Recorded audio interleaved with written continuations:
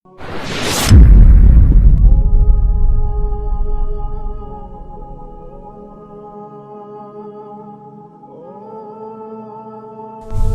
अलैकुम वरहमतुल्लाहि वबरकातुहू। Welcome back.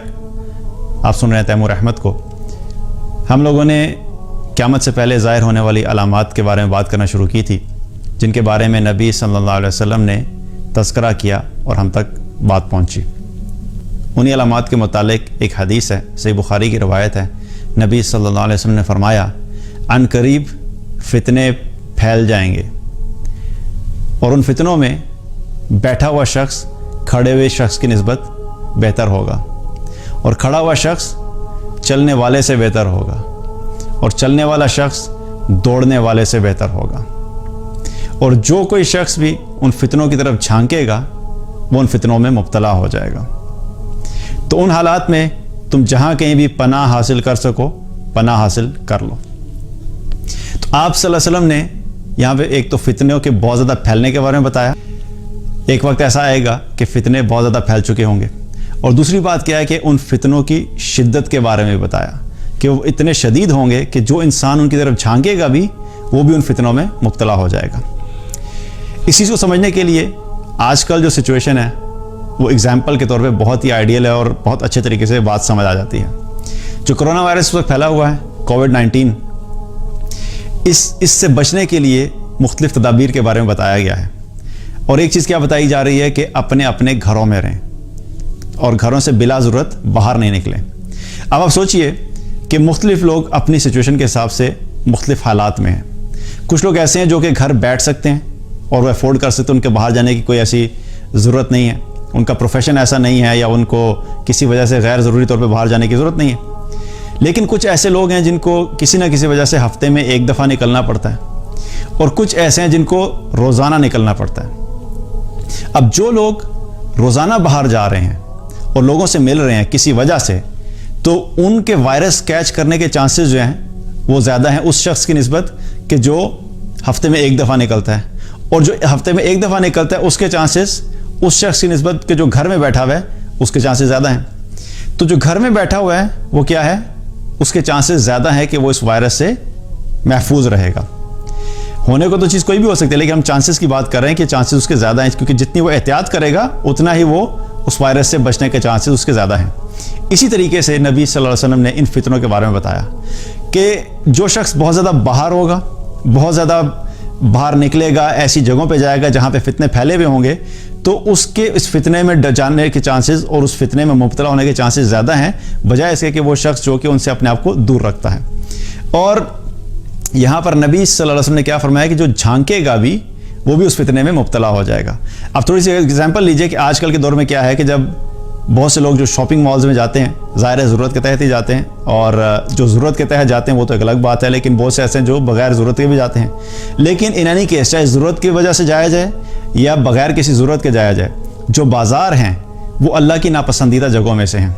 और हदीस में आता है कि नबी सल्लल्लाहु अलैहि वसल्लम ने क्या फरमाया कि बाज़ार अल्लाह ताला की नापसंदीदा जगहों में से हैं, और मसाजिद जो है अल्लाह की पसंदीदा जगहों में से हैं।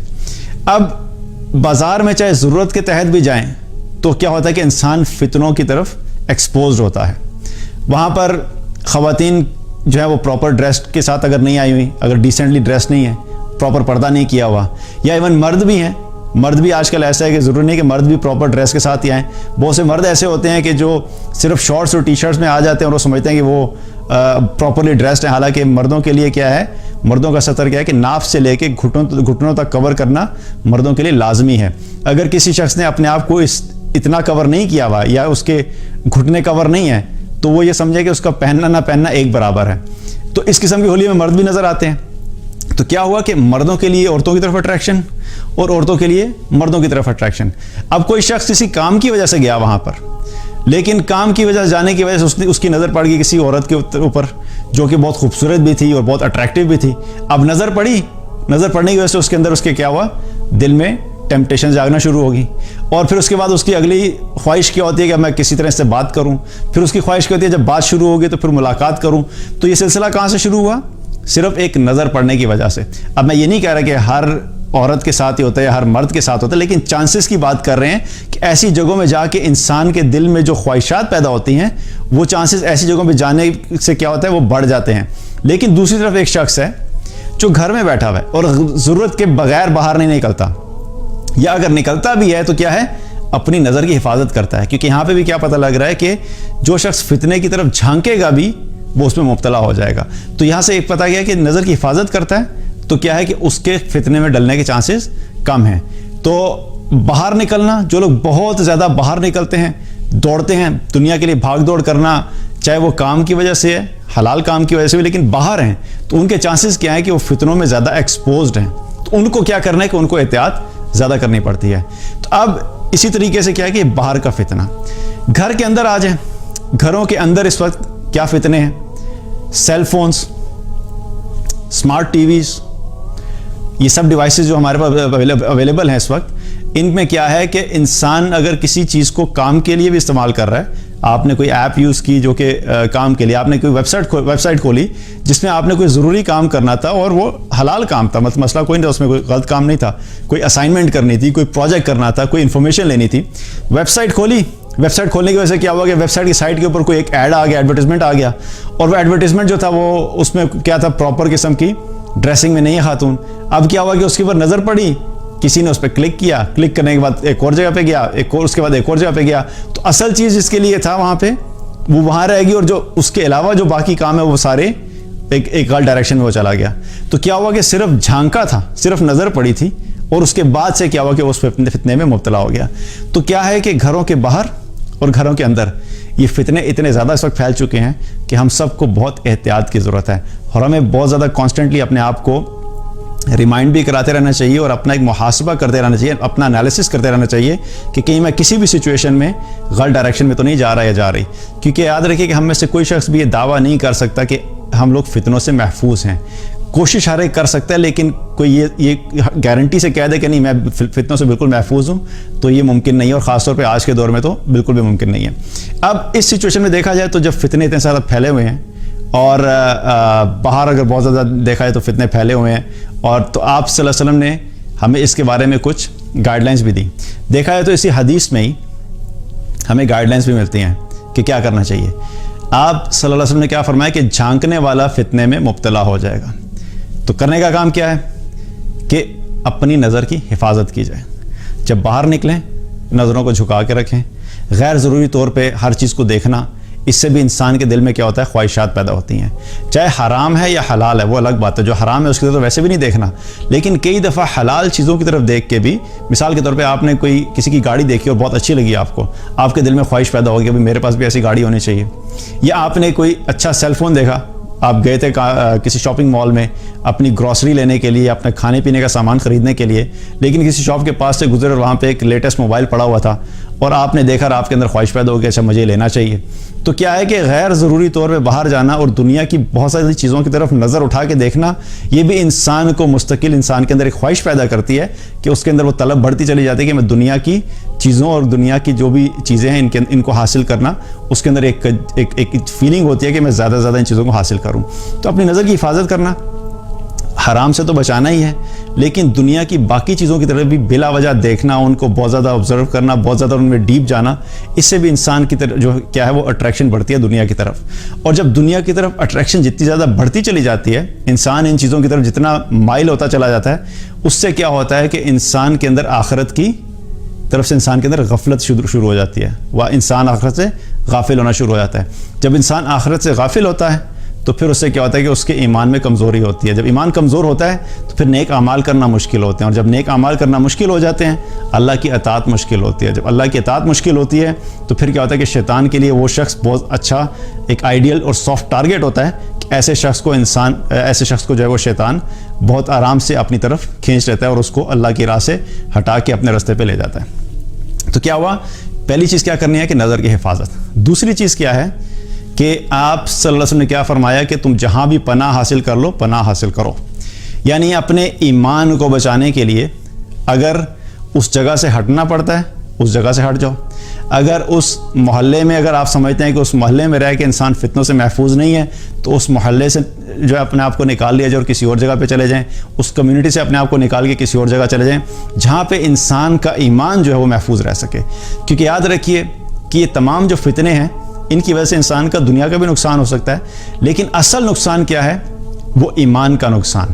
اور جو ایک مسلمان ہوتا ہے اس کو اس چیز کے بارے میں بخوبی طور پہ پتہ ہوتا ہے کہ سب سے جو امپورٹنٹ چیز ہے اور سب سے قیمتی چیز جو اس کے پاس ہے وہ اس کا ایمان ہے. اور یہ فتنے اگر اس کے ایمان کو جو ہے وہ خراب کر رہے ہیں یا اس کا ایمان خطرے میں پڑ رہا ہے تو فوراً ایسے ایکشنز لیتا ہے، فوراً ایسے سٹیپس لیتا ہے جس سے وہ اپنے ایمان کی حفاظت کر سکے. تو کیا ہے کہ اپنے آپ کو اس جگہ سے بچانا کہ جہاں پہ فتنے ہیں. اور یہاں پہ ہمیں یہ بھی پتہ لگتا ہے کہ کیا ہے کہ اپنے آپ کو زیادہ سے زیادہ کوشش کریں کہ ایسی جگہوں پہ جانے سے، غیر ضروری طور پہ جانے سے کوشش کریں کہ نہ جایا جائے، اوائڈ کیا جائے. اب ضرورت کے تحت تو جانا ہے، اس کی میں بات نہیں کر رہا جا رہا، ضرورت کے لیے جو جانا ہے اس میں تو ممانعت بھی نہیں ہے. لیکن کچھ لوگ ہوتے ہیں جن کو شاپنگ مالز جانے کا شوق ہوتا ہے. کوئی پروموشن پتہ لگی، چاہے خریدنا ہے یا نہیں خریدنا، لیکن جا کے چیک کرنا ہے کہ اس پروموشن میں لگا ہوا کیا کیا ہے. کچھ لوگ ہیں جو صرف ونڈو شاپنگ کرنے کے لیے پہنچے ہوتے ہیں. کچھ لوگ ہیں صرف فارغ ہوتے ہیں تو انہیں سمجھ نہیں آتی کیا کریں، تو وہ کہتے ہیں چلو جا کے شاپنگ مال میں جاتے ہیں، مال میں بیٹھ کے ٹائم گزار لیں گے. تو یہ سب کیا ہے؟ ایک تو وقت کا ضیاع، اور دوسری طرف اپنے آپ کو خود ایسی جگہ پہ لے کے جانا جو اللہ کی ناپسندیدہ جگہ ہے، اور اپنے آپ کو خود ایسے فتنوں کے لیے پیش کرنا، اپنے آپ کو ایکسپوز کرنا، اور ان فتنوں کی وجہ سے انسان کا اپنا ایمان جو ہے وہ خراب ہوتا ہے. تو اس سے دوسری چیز کیا پتہ لگی کہ ہمیں اپنے آپ کو ایسی جگہوں پہ رکھنا ہے جہاں پہ ہمارا ایمان محفوظ رہے، ایسی جگہ پہ پناہ حاصل کرنا.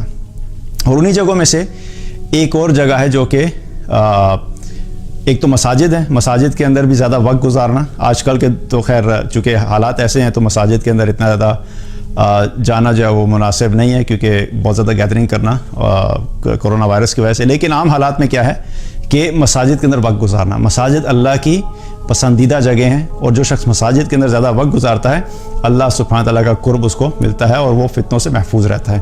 اسی طریقے سے ایسی مجالس میں بیٹھنا جہاں پہ بیٹھ کے اللہ کا تذکرہ ہوتا ہو، نبی صلی اللہ علیہ وسلم کے بارے میں بات ہوتی ہو، قرآن کے بارے میں بات ہوتی ہو، آخرت کے بارے میں بات ہوتی ہو. یہ سب سننے کی وجہ سے کیا ہوتا ہے؟ ایک تو انسان کا ایمان تازہ ہوتا ہے اور ایمان مضبوط بھی ہوتا ہے. اور دوسری بات کیا ہے کہ جب جو انسان کا ایمان مضبوط ہوتا ہے تو انسان کے لیے فتنوں سے فائٹ کرنا کیا ہے وہ آسان ہو جاتا ہے. آج کل کووڈ-19 کے اندر بھی کیا ہے کہ ایسے لوگ جن کے امیونٹی سسٹم سٹرونگ ہیں ان کے بارے میں کیا کہا جاتا ہے کہ ان لوگوں کو اس سے خطرہ نہیں ہے. اگر وہ کیچ کر بھی لیتے ہیں وائرس تو ان کے امیونٹی سسٹم اتنے سٹرونگ ہے کہ وہ وائرس سے فائٹ کر کے اس کو ختم کر دیں گے.